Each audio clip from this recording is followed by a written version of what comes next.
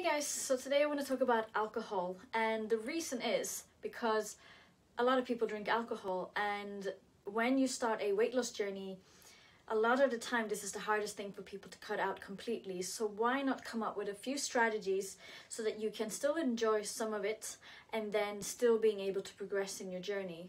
So today we want to talk about what alcohol is, what it does in your body, and then some strategies to how to implement it in your diet while still being able to see results.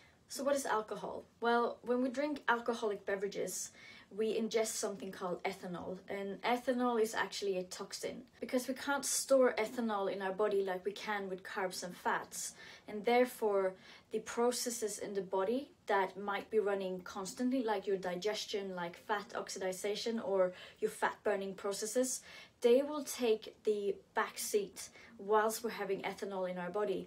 And this is really the main benefit to why we want to reduce or eliminate alcohol completely whilst we're in a transformation journey, because it just makes it a lot easier to achieve your results faster. So that explains why eliminating it, or at least reducing it, will have a huge positive benefit on your journey. But there is a but. How do we incorporate it? Well, alcohol is actually classified as your fourth macronutrient. So your macronutrients are protein, fats, and carbs, and they all provide energy, and so does alcohol. So as a source of energy, alcohol actually provides you with 7 calories per gram ingested, and that means that we can actually plan to have alcohol in our diet and account for it into our total daily intake.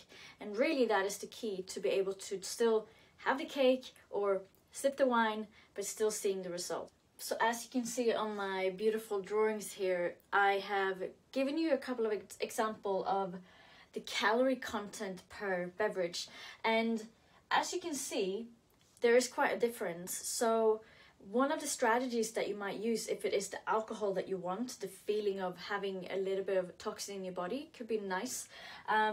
Potentially you want to try and just find the alternative that is the cheaper option in terms of calories, meaning that potentially you could drink more but not overdo it on your calories. But however, if we're just going to go through these three, we have a lovely glass of red, which would be my preference. This will resemble a whiskey, a double whiskey, and this is a Prosecco or a dry champagne. And as you can see, they all have their own calorie content for what the beverage actually is.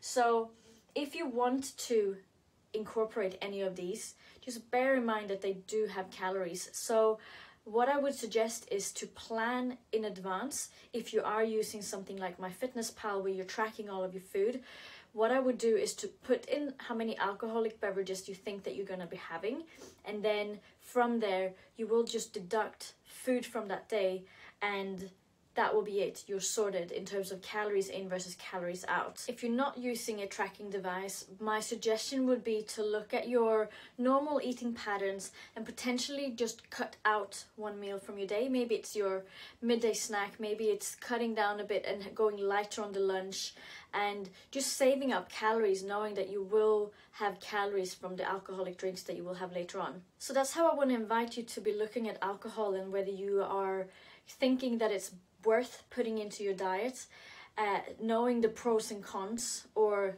the cons, and then just make a decision. But one thing I just want to say to you is that yes, you can make this work in your diet, but ultimately what tends to be the downfall is that when we are intoxicated, we start to make worse decisions. So really, the way that people so-called fall off the wagon, it's usually not because they drank all their calories.